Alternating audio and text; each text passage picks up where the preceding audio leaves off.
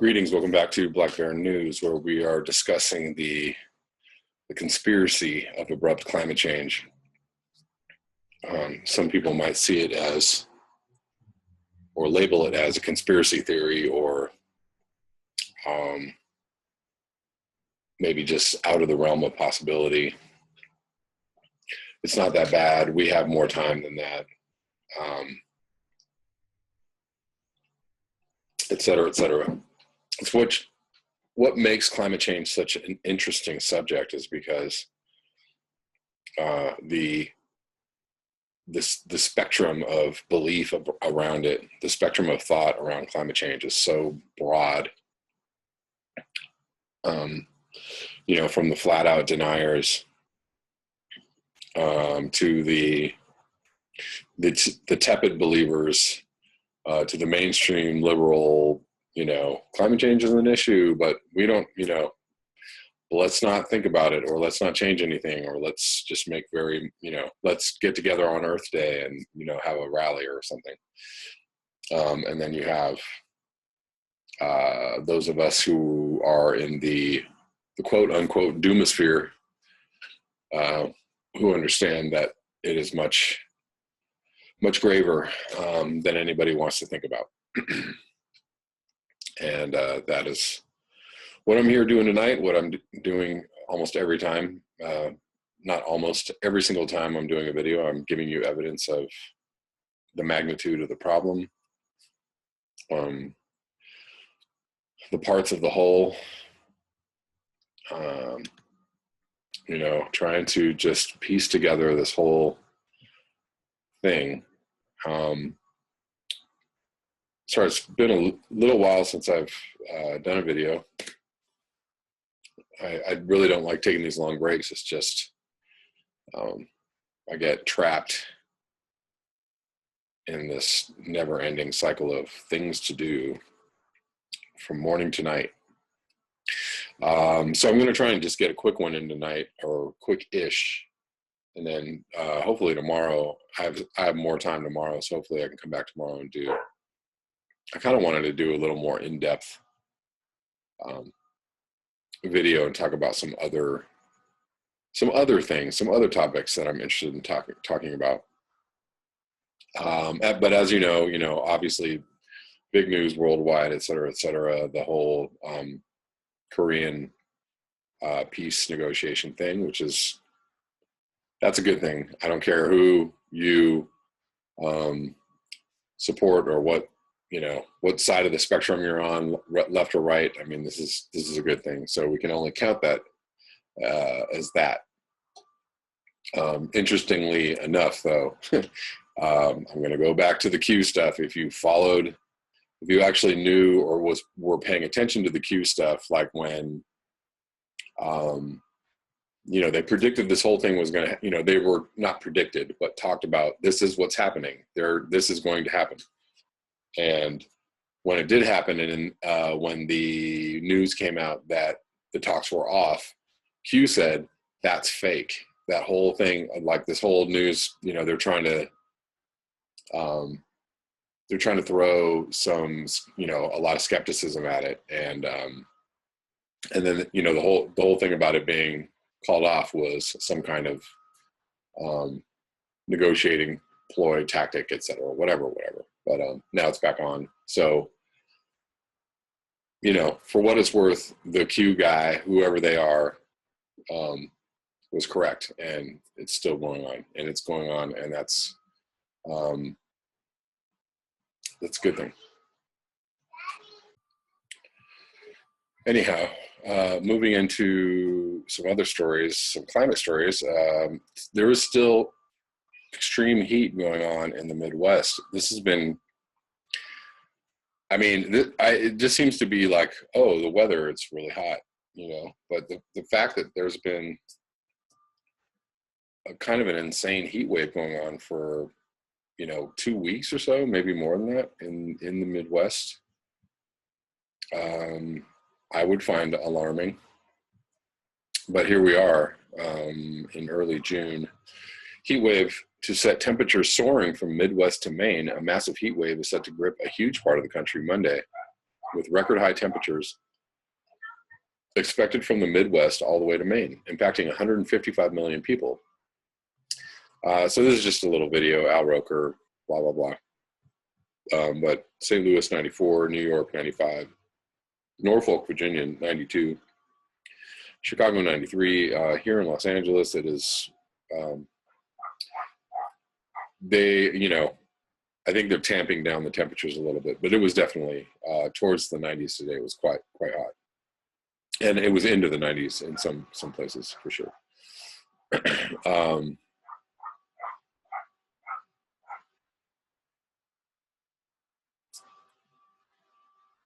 So to move on to a story about a drought in Australia. This is from The Guardian. Australia doesn't realize worsening drought pushes farmers to the brink. Liverpool Plains farmer Megan Kuhn says cows are being slaughtered because there is no way of feeding them after years of extreme weather.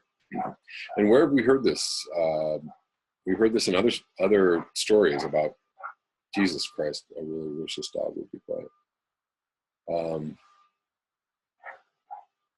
We've heard other stories about livestock having to be slaughtered. I think it wasn't in the U.S.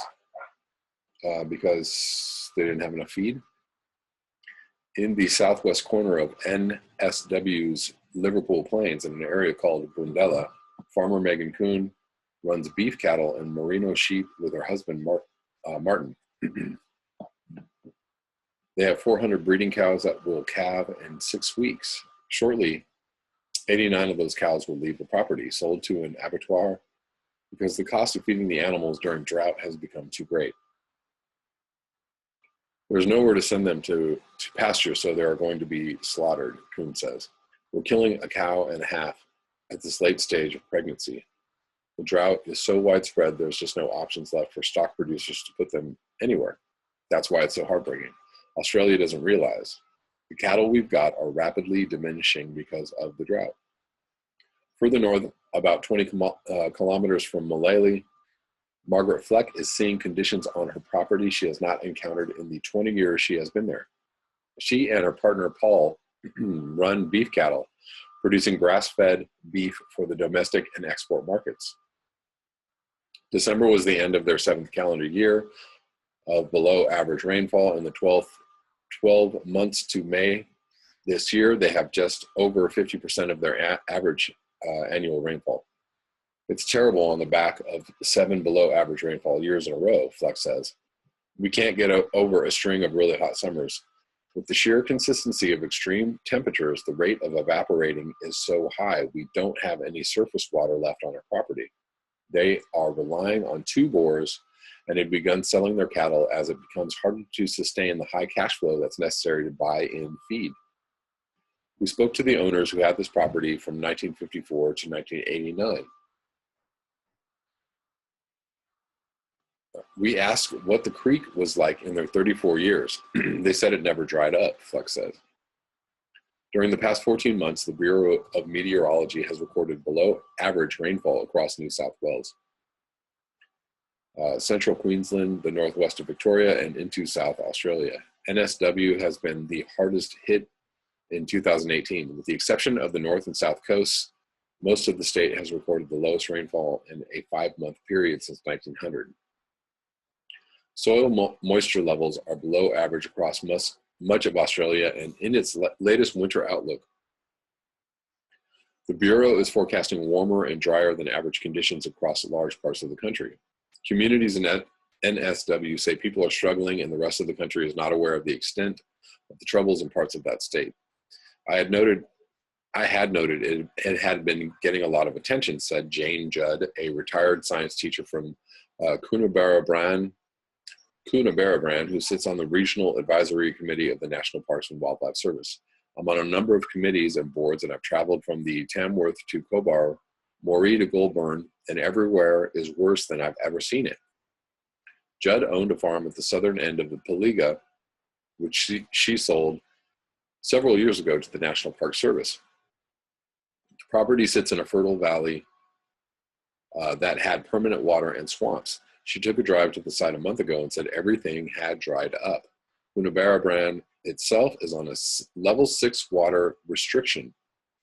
Last week, the Timor Dam was at 23.6% of its capacity, and in recent weeks, the Warrumbungles Shire Council has been sourcing water from 4 bores and the Castlereagh River rather than the dam. Man. So how many dams are at below 50% or into the 20 or 30 percentile of capacity around the world? They're desperately sinking bores around the town to try and augment the storage capacity of the groundwater, said Peter Brookhouse, a Brand resident and retired fire management officer with National Parks. We are seeing extraordinary weather conditions everywhere. Malcolm Turnbull has been touring drought-stricken parts of the country with the Agriculture Minister, David Littleproud, and the Deputy Prime Minister and the Nationals leader, Michael McCormick. Kuhn says, while the tour is welcome, any conversation needs to be more open to voices from those affected. I admire that they're on the ground talking to people, but it's too bloody quick, she says. It's a quick fix. It gives nothing tangible for people. She says there are simple things that could be done to assist farmers in trouble: chopping firewood, helping mend fences, or offering assistance to eradicate feral animals such as pigs and goats that wander onto properties in search of water. All jobs that get neglected when farmers are in a vacuum, consumed with trying to keep their stock alive. When you read things about farmers having to destroy their own stock, that's one of the hardest things a farmer would have to do, she says. If we can get help with that from the government to do that, that would be something tangible. Alistair Donaldson runs a mixed cattle and grain property west of Bogabri.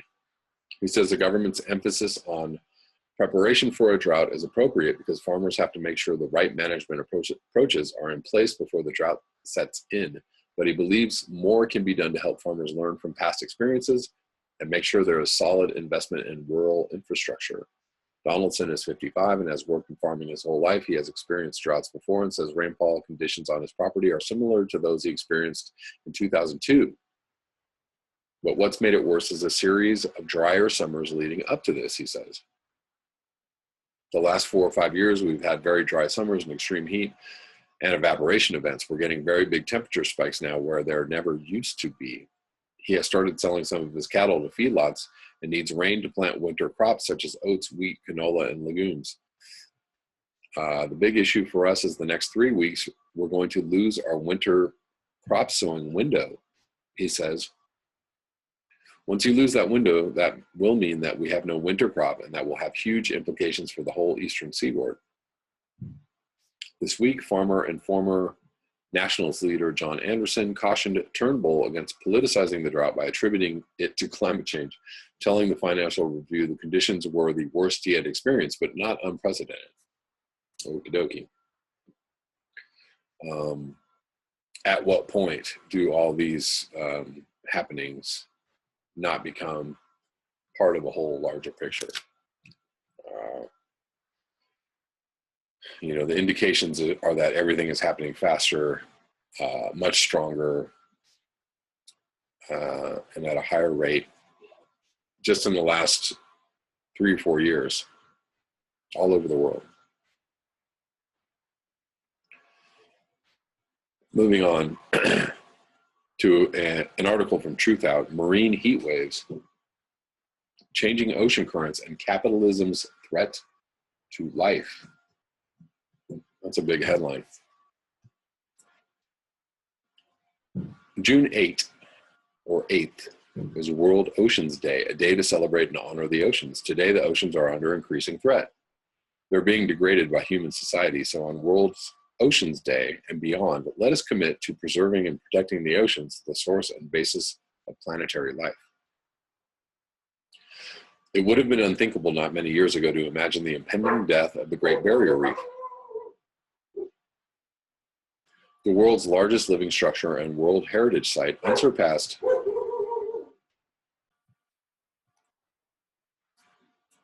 for its tremendous beauty. The Great Barrier Reef has been one of the planet's most important ecosystems. Now, after Consecutive years of prolonged extreme marine heat waves in 2016 and 2017, one half of the reef is dead. Yet the reef, which has gone through immense challenges over millions of years of changing climates, is not entirely gone yet. Leading coral reef scientist Terry Hughes recently told The Guardian that the Great Barrier Reef is certainly threatened by climate change, but it is not doomed if we deal very quickly with greenhouse gas emissions. Very, very quickly. Our study shows that coral reefs are already shifting radically in response to unprecedented heat waves. Further work from other research teams documented in April that globally marine heat waves have increased in frequency and are of longer duration. Scientists from the Australian Research Council's Centre of Excellence for Climate Extremes and Institute of Marine and Antarctic Studies published a study finding that between 1925 and 2016, marine heat waves occurred 34% more often and lasted 17% longer. The result has been a 54% increase in the number of marine heat wave days happening each year globally. The study brought together a range of ocean temperature data over the time period studied. Controlling for climate variability, the authors were able to determine that the increase in marine heat waves was related to an increase in sea surface temperatures. With more than 90% of the heat from human-caused global warming going into our oceans, it is likely marine heat waves will continue to increase. Yeah, I should say so, said study co-author Neil Holbrook from the University of Tasmania. The paper cites the impact of recent marine heat waves on a number of the world's oceans, concluding that these events resulted in substantial ecological and economic impacts, including sustained loss of kelp forests,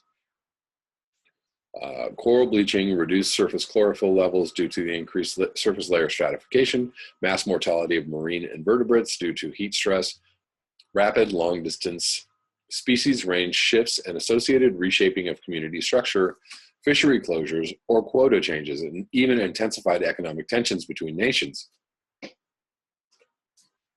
The news of increasing heat waves and their devastating impact is truly alarming, especially in connection with the many other signs of accelerating climate change and general ecological crisis, including in just the past several months. Arctic and Arctic melt and the ocean conveyor belt. How long is this article? Might be long. We'll keep reading. After another abnormally warm year in large parts of the Arctic region, including midwinter temperatures that went above freezing at the North Pole, because, that's totally normal. The National Snow and Ice Data Center reported April 2018 essentially tied for the lowest Arctic sea ice extent on record with April 2016. Whoops. More worrying, not only was the sea ice coverage at a historic April low, but the amount of thicker multi-year ice cover has declined from 61% in 1984 to 34% in 2018. Additionally, only 2% of the ice age cover is categorized as 5+ years. Only 2%. The least amount recorded during the winter period, according to the center. With the Arctic warming at twice the global average, less ice is forming and more is melting in summer, so less of the ice lasts through the warmer months to become multi-year ice. New ice forms in fall and winter, but this ice is now increasingly new, younger ice. Instead of building on the thicker, more stable multi-year ice, as ice melts and ice coverage is increasingly younger, less thick and less stable, sea ice is being lost and the Arctic Ocean is becoming more open in summer.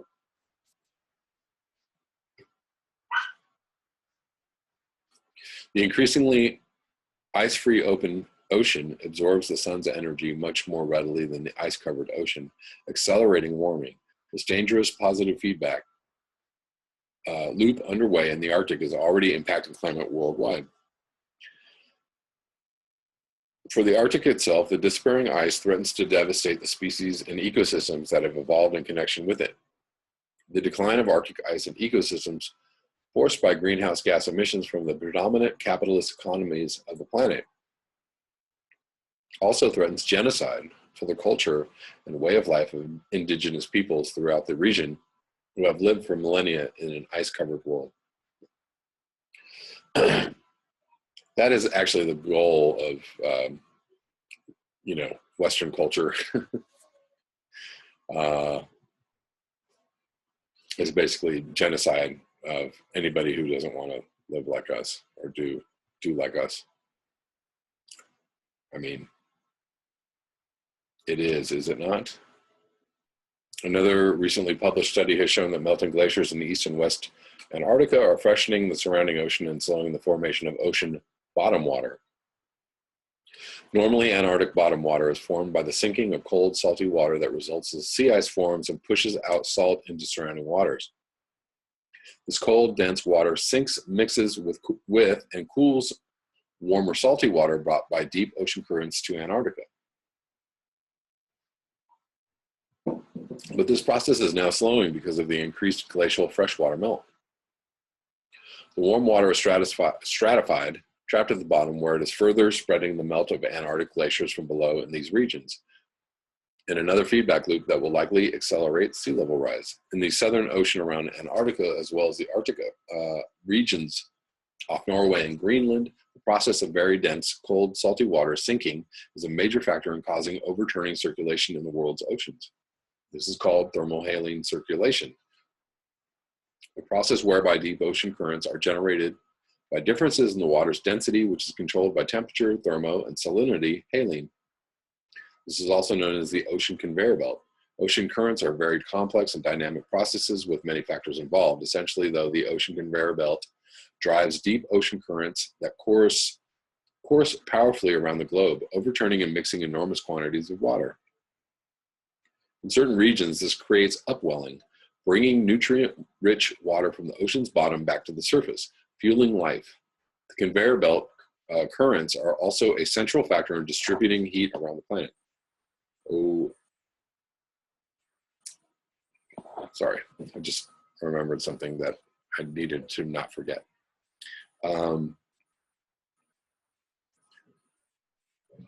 And stabilizing the Earth's climate. Melting sea ice and glaciers are now pouring more fresh water into the ocean, making the waters where this occurs less salty and dense, so less likely to sink.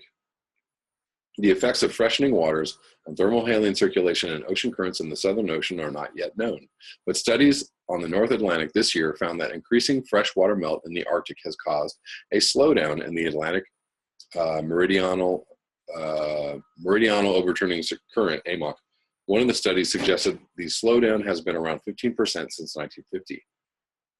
Climatologist Michael Mann said the AMOC slowing is happening about a century ahead of schedule relative to what the models predict, and I think we're close to a tipping point. Michael Mann, always good for a, I think we're close to a tipping point. Really? Okie dokie. What acceleration of ice melt and changing ocean currents will mean for sea level rise that threatens the world coastlines, islands, and huge swaths of humanity, for the impact on world climate and for ocean life and ecosystems that humans also rely on to eat and breathe, it is difficult to exactly predict. Nonetheless, it's clear that climate crisis is already extreme and accelerating. Much depends on whether human society acts quickly to dramatically cut greenhouse gas emissions currently warming the planet, and it takes other urgent steps to prevent ecological disaster. Instead of being reduced, however, carbon emissions continue to grow, recently measured at 410 parts per million, a level not seen in millions of years. In May, the National Oceanic and Atmospheric Administration reported that April 2018 was the 400th straight month that global temperatures were warmer than average. The problems of Trump and capitalism. Faced with the situation of potential ecological catastrophe, Trump and his allies, who wield power in the U.S., lie that global warming is a fabrication, a hoax, or impossible to confirm. They deny the overwhelming evidence and cover over clearly demonstrated science. But this isn't just a denial of reality, as bad as that is. This is, as the New York Times journalist Justin Gillis said of Scott Pruitt's denial of climate change, a civilization-threatening lie. Indeed, it's a conscious act that sows confusion, denies people knowledge, and prevents them from being able to respond to the existential danger climate change represents. Trump, the Environmental Protection Agency, the Interior Department, and other agencies are moving as fully and as quickly as they can to overturn or eliminate every rule, regulation, and barrier that stands in the way of fossil fuel development and use. Their goal is to protect the freedom of giant corporations to plunder the natural world to maximize their profitability, and to enhance U.S. energy dominance, no matter what destruction it brings. At the end of May, the EPA announced its official proposal to roll back Obama-era regulations requiring automakers to make cars with higher fuel efficiency standards. If adopted, the likely result is a large increase of greenhouse emissions by the U.S., already by far the leading contributor to global warming historically. In January, Interior Department head Brian Zinke announced plans to open up 90% of the country's offshore coastal regions to oil drilling.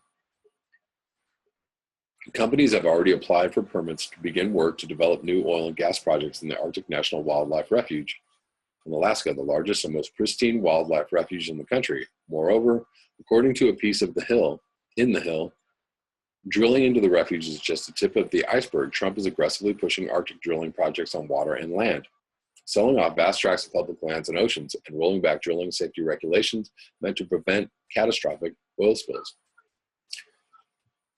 In May, the White House canceled the vital NASA carbon monitoring system that uses satellite and aircraft instruments to track carbon and methane emissions and monitors countries' commitments to greenhouse gas cuts. Isn't that great? What the Trump regime is doing environmentally and otherwise is a threat to planetary life that must be stopped. This crisis, however, didn't begin with Trump.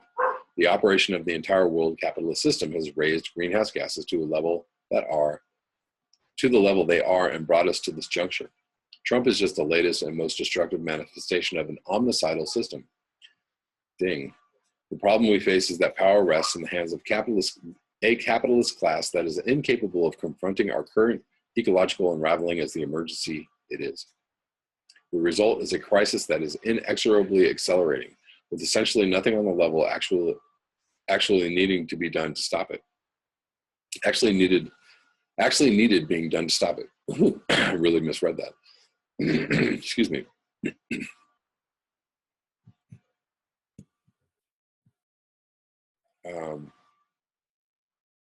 Instead of being able to respond from the need to protect life on Earth and world humanity, the capitalist rulers are constrained by the interests and needs of their system for profitability to contend with and beat out rivals. Karl Marx said presciently of capitalist economic relations, modern bourgeois society, with its relations of production, of exchange, and of property, a society that has conjured up such gigantic means of production and of exchange, is like the sorcerer who is no longer able to control the powers of the netherworld, whom he has called up by his own spells. The capitalist competitive drive for accumulation is why, despite moves by Obama to limit drilling in some places and make modest cuts to greenhouse gas emissions, fracking and oil and gas production skyrocketed under his administration. And there you go. You either get somebody who, makes a lot of, very well-meaning, well-intentioned, nice-sounding gestures, but, does the opposite, while nobody's looking. Or you have a president who, is just like, screw it, we're going to do whatever we want. we don't care. I mean, at least one is somewhat honest in their, somewhat more honest in their lying. I don't know, whatever. It's also why Canadian Prime Minister Justin Trudeau, who campaigned as a climate change fighter and protector of First Nations rights, has now promised to sink billions of Canadian government dollars into buying the Trans Mountain pipeline that investors were just about to pull out of. Trudeau said of the huge reserves of tar sands oil, the production of which is poisoning Indigenous people and lands in Alberta, and the full burning of which would mean climate catastrophe. No country would find 173 billion barrels of oil in the ground and leave them there. Quote unquote. Exactly. No capitalist country would. That's exactly why capitalism cannot be allowed to continue to rule and destroy our planet. Winning a better world is up to us. What better day to begin than World Oceans Day? This is by Curtis Johnson, who I think I have read before. That's all I have for you tonight. This has already gotten to be a long video. there was plenty of information in those couple of articles to chew on. And of course, capitalism is the mechanism by which we are destroying ourselves. You know, that is the that is the scourge of the Trump administration. That, you know, a lot of the right-wing supporters do not ever, you know, acknowledge, or, you know, they all think that, you know, Trump is doing great, and maybe on some levels he is, you know, but like they like all this stuff, and obviously people on the other side are like, oh my God, this is the worst thing ever. May or may not be the worst thing ever, but it's pretty bad. I mean, it's bad in the sense that it's just a ramping up of what we have been doing for, you know, whatever it is, the last 50 years, 60 years, 80 years.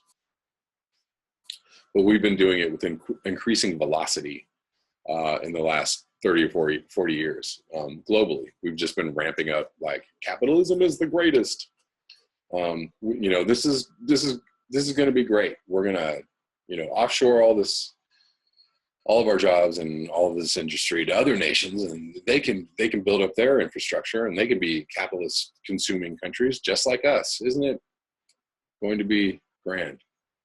My prediction, actually, and maybe this is as dire as a Guy McPherson prediction, but my prediction is before the Trump administration, before 2020, before Trump's first, hopefully only, presidential reign or whatever, before that is done, we are going to have some kind of climate catastrophe. We're gonna reach some kind of crossroads where it's going to absolutely yank down whatever it is that he, you know, whatever positive things that he might be doing, whatever it is that everybody thinks that, like, he's up to, you know, whatever it is that all of his supporters, you know, maybe like, yes, this is going to be so great. Like, you know, he's going to do all this stuff and make the economy great again. And, you know, he's going to, I mean, you know, on some levels, the whole trying to get, you know, trying to get us out of some kind of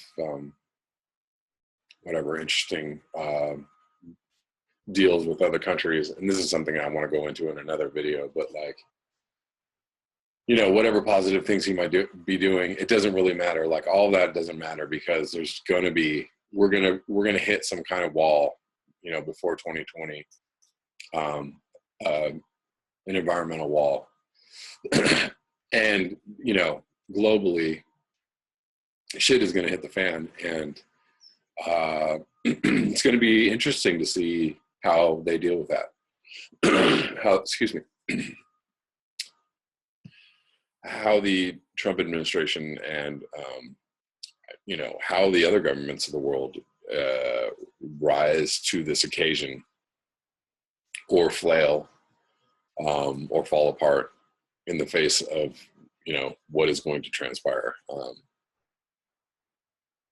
You know, I don't want it to be so, but you know, it really looks like it's shaping up to be, you know, 2018, 2019 is the year that, you know, climate change really rears its ugly head. And, you know, we'll see what happens. That's all I have for you tonight. Thank you so much for your ears, your eyes, and your conscience. I do have a little more time tomorrow, so I'm really, really hoping to get back at you tomorrow with another video. Thank you so much for your comments and your participation. Until next time, peace.